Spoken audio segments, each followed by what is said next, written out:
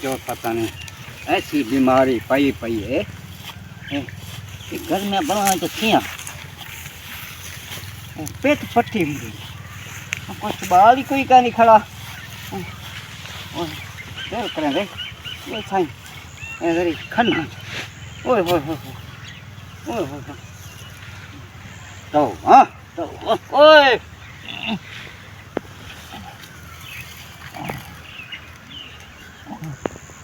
ओए ओए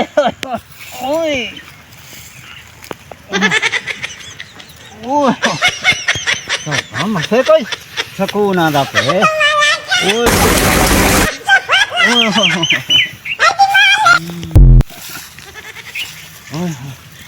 अस्सलाम वालेकुम। वालेकुम सलाम। खैर हो बाबा।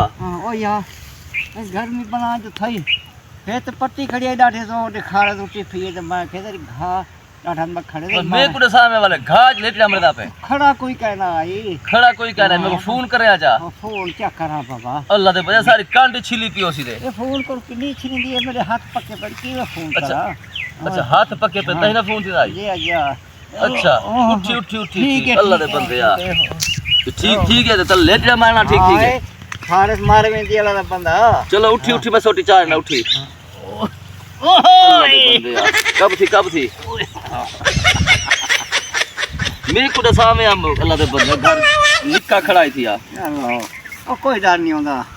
चलो जोल मैं तो गंजुला ओ ओ ओ मत कोई सकून है।